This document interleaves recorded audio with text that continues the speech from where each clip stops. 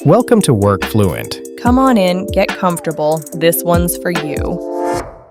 I need everyone to know that Reply All is the single most dangerous button in any office.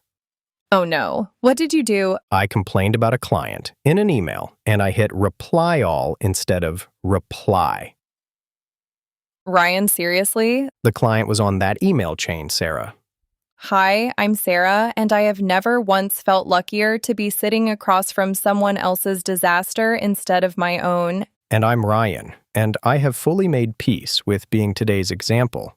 Wherever you're listening right now, you've probably got an inbox open somewhere close by, and honestly, that's exactly why this episode exists.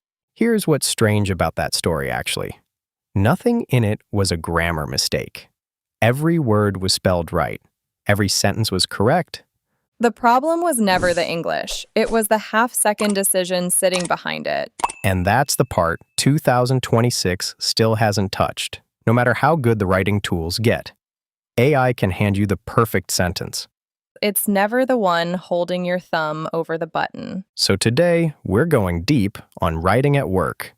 Not the grammar, the actual judgment calls. Subject lines, who's on the email, saying no in writing, escalating without sounding unhinged, and how you sign off. Let's get into it, starting with the thing that started all of this, the subject line. Oh, this one's so underrated. People treat the subject line like an afterthought, and it's actually doing a huge amount of work before anyone even opens the email. Right, quick question and urgent need this today are going to get read completely differently, even if the actual content inside is identical. It's like the cover of a book. Nobody's reading the first page before they decide whether to pick it up at all.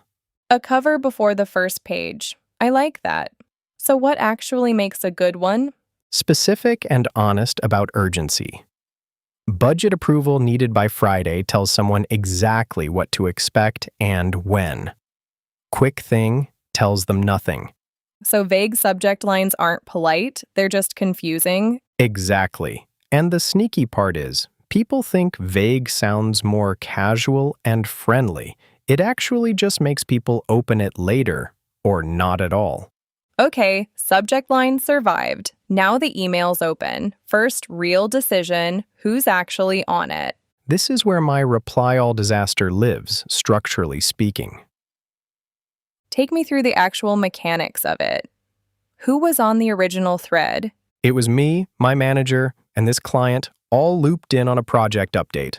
I wanted to vent to my manager about a change the client kept requesting. And your finger just didn't check. My finger did not check. I typed something like, "This is the third time they've changed their mind. I'm losing patience." Hit what I thought was reply, and it went to all three of us. Including the client whose patience you were losing. Including the client. There's a very specific silence that happens after you send an email like that. Different from spoken silence. This one just sits there, unread, getting worse in your head. Every minute it stays unread. A silence you can see the delivery receipt for. A silence you can see the delivery receipt for. That's exactly it. So the actual rule here, the one I now follow religiously, before you type anything remotely honest, check who's on the email first. Every single time. Not after you write it. Before. Before. Because once you're mid-sentence and venting a little, you stop thinking about the audience. Check the audience while you're still calm. What actually happened with the client, by the way? Did it blow up? Weirdly, no. I called them within about 4 minutes, apologized directly, and they actually said they appreciated the honesty more than they were offended by it.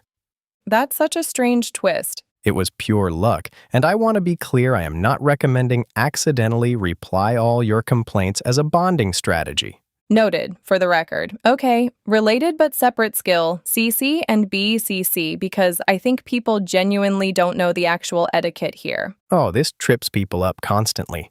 CC means I want you to see this, no action needed. It's not a to-do, it's a heads up. So CCing someone is basically saying, stay informed, not please respond. Right, and the mistake people make is CCing their manager on everything, hoping it reads as diligence. Mostly, it just adds noise to someone's inbox. It's like inviting someone to a meeting they don't actually need to be in, just so they know it happened. A meeting invite nobody asked to attend. I like that. And BCC is the trickier one because it's invisible, Right? Nobody on the visible email knows that person's there. which makes it useful for genuinely legitimate reasons like BCCing HR on a sensitive email so there's a record without making the main recipient feel like they're being reported on. But it can also feel sneaky if it's discovered. Exactly. So the rule of thumb is BCC when someone genuinely doesn't need to be part of the conversation but should have visibility. Never BCC to secretly build a case against someone without them knowing. That second one feels like it belongs in an entirely different, much more dramatic show. We'll leave that one for HR to handle. I actually got burned by the CC thing once, in a smaller way than my reply all disaster, but it stuck with me. I CC'd my manager on an email to a coworker, just as a habit, nothing dramatic in it. What happened? The coworker read it as me going over their head, reporting something to my manager that wasn't actually a big deal. It created this whole awkward tension that took a real conversation to clear up. Even though you didn't mean anything by it. Even though I genuinely didn't, that's when I learned that CC isn't neutral just because you meant it that way. The other person reads it through their own lens, not yours. So the actual question before you, CC anyone isn't just, do they need to know this? It's, how might this look from their side? Exactly, and now I ask myself that second question every single time before I add anyone. Okay, next skill. And this one is genuinely hard for a lot of people. Saying no in writing. Oh, this is so much harder than saying no out loud somehow. Why do you think that is? Because in writing, there's no tone of voice to soften it. Just the words sitting there, cold, forever, in someone's inbox. So the fix has to live entirely in the words themselves. Right. The trick is structure. Acknowledge the request, give the real reason briefly, then offer whatever alternative you actually can. I can't take this on before Friday, but I could have it to you by Monday lands completely differently than just, no, I'm busy. So it's not really about avoiding the no. It's about not leaving the no by itself. Exactly. A no by itself feels like a wall. A no with an alternative feels like a door that's just closed for the moment. A door, not a wall. That's a good one. I have my moments, and the thing people get wrong here is over-explaining. Piling on 5 reasons why you can't do something actually makes it sound less believable, not more. Like you're building a legal defense instead of just declining a request. One clear reason. That's it. Over-justifying reads as guilt, even when you've got nothing to feel guilty about. Okay, next one. And this connects to something we actually covered in a totally different context before. Escalating an issue in writing. Oh, this is a different animal than escalating out loud in a meeting. There's no room tone to read, just words on a screen that someone might open at any point in the next 3 days. Right? So what's the actual written version of holding your ground? State the issue plainly, state the impact if it isn't resolved, and give a specific timeline. This hasn't moved since Tuesday, and if it's not resolved by Thursday, it'll delay the launch. No anger, just facts and a clock. So the urgency comes from the timeline, not from the tone. Exactly, and that's the part people get backwards. They think sounding more upset makes the email more urgent. It actually just makes it easier to dismiss as an overreaction. A calm email with a real deadline in it is scarier than an angry one. Genuinely scarier, yes. Anger is easy to explain away. A specific date attached to a specific consequence is much harder to ignore. I had to send one of these once about a vendor payment that was 3 weeks late. What did you actually write? Something like, this payment was due on the 3rd. If it's not processed by Friday, we'll need to pause the account. No exclamation points. Nothing dramatic. Did it work? It got paid the next morning. Which honestly annoyed me a little because I'd been quietly furious about it for 2 weeks, and one calm sentence did more than all that internal fury combined. That's the whole thing in one story, actually. Okay, last 2 things, and they're smaller, but people ask about them constantly. sign-offs, and following up without sounding pushy. Sign-offs first. Best. Regards, thanks, cheers. They all technically mean nothing, but they all quietly signal something. Right. Regards feels more formal and a little distant. Thanks feels warmer, almost like you're already assuming the favor is done. And cheers is basically a passport. It tells you a lot about which part of the English-speaking world someone learned their email habits in. A passport in 3 letters. I like that a lot. The honest advice here is just pick 1 or 2 that feel like you and stay consistent. Switching wildly between best and cheers and thanks so much within the same week reads as scattered, even if nobody could articulate why. Consistency over cleverness. Exactly. And last one, following up without sounding like you're nagging. Oh, this is where just bumping this to the top of your inbox was born. And I have so many feelings about that phrase. It's fine. Honestly, it's just a little overused at this point. The actual mechanics matter more than the specific phrase. Reference the original ask specifically and give them an easy out. What does an easy out look like in an email? Something like, no worries if this got buried. Just let me know if Thursday still works. You're not accusing them of ignoring you. You're giving them a graceful way back into the conversation. So the follow-up isn't a complaint disguised as a reminder. Right? It should read as genuinely helpful, not passive-aggressive. If it reads like the second one, you've usually made your original ask sound like it was a bigger deal than the follow-up should be. There's actually one more small thing I want to cover because I think about it more than I probably should, the out-of-office message. Oh, this is such a tiny piece of writing that somehow says a lot about a person. Right? I am currently out of office and will respond upon my return, versus, thanks for your email. I'm away until the 14th and will reply as soon as I'm back. Same information, completely different personality. The second one actually sounds like a human is coming back, not a policy document. Exactly, and I used to write the stiff version because I thought it sounded more professional. Turns out it just sounds like I've been replaced by a fax machine. Did anyone ever actually comment on it? Once. Genuinely. A client wrote back saying my out of office was the first one all week that didn't feel like reading a legal notice. That's such a small thing to be complimented on, and yet I completely understand why it stuck with you. A fax machine with a vacation. I'm going to think about that image longer than I should. The one thing worth actually including, beyond the dates, is who to contact for anything urgent. That single line saves everyone a genuinely frustrating few days. Right, because otherwise people just wait, assuming you'll be back any moment and nothing moves. So even a small, mostly ignored piece of writing, like an out-of-office message, benefits from the exact same rule as everything else today. Which is, Be specific, be warm, and think about the actual person reading it, not just the fact that a message needs to exist. okay, that is a genuinely full inbox worth of skills for one episode. A subject line, a CC decision, a no, an escalation, a sign-off, and a follow-up. 6 tiny decisions that happen dozens of times a week without anyone ever really teaching you how. And not one of them was about grammar. Never was, honestly. Okay, before the word tour, let's hand you the actual tools. Let's do it. First one. Make your subject line specific and honest about urgency. Use it every time you write a new email, not just the important ones. Try it on me.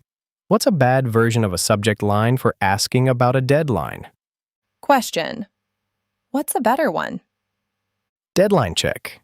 Do we still have until Friday? Specific, answerable in one glance. See? That already tells me what to expect before I even open it. Second, check who's on the email before you type anything remotely honest or venting. Not after, before. I will be doing this literally forever now, for obvious reasons. Third, use CC for visibility only, never as a disguised action item. Use BCC only for legitimate record keeping, never to secretly build a case. If you wouldn't be comfortable with everyone on the email seeing who else is on it, that's usually your answer right there.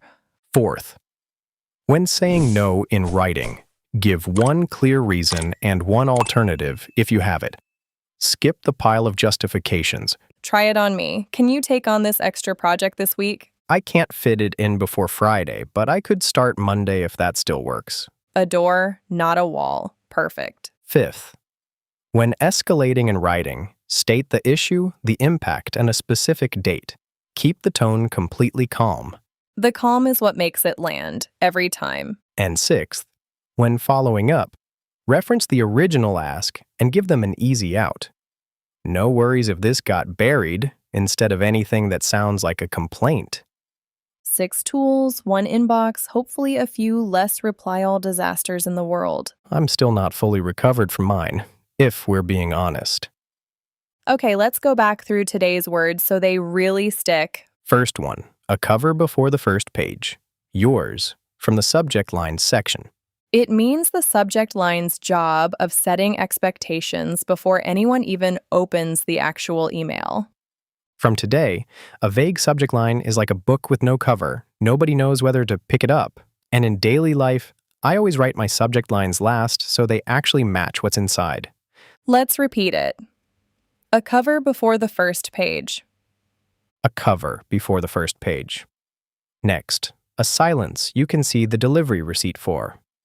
It means that specific, awful kind of quiet after sending an email you immediately regret, made worse because you can see it's been delivered and read.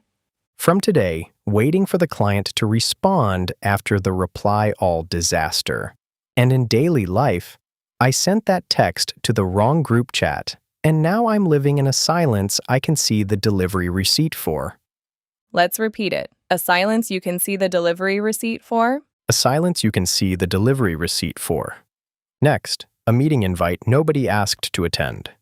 It means CCing someone unnecessarily, adding noise to their inbox instead of genuine value. From today, CCing your manager on everything just to look diligent is a meeting invite nobody asked to attend. And in daily life, stop CCing the whole team. It's a meeting invite nobody asked to attend. Let's repeat it. A meeting invite nobody asked to attend. A meeting invite nobody asked to attend. Next, a door, not a wall. It means saying no in a way that leaves an alternative open instead of shutting the conversation down completely. From today, I can't do Friday, but I could do Monday is a door, not a wall. And in daily life, she always turns down requests as a door, not a wall, so people don't mind asking her again. Let's repeat it. A door, not a wall. A door, not a wall. Next, calm email with a real deadline.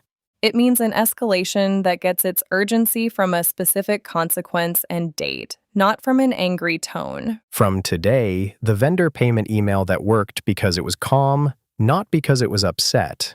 And in daily life, I stopped sending frustrated emails and started sending calm ones with a real deadline instead, and people actually respond faster. Let's repeat it.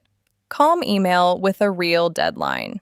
Calm email with a real deadline. And our last one, a passport in 3 letters. It means how a simple sign-off like cheers or regards quietly reveals something about who wrote it and where they learned to write emails. From today, cheers is basically a passport in 3 letters.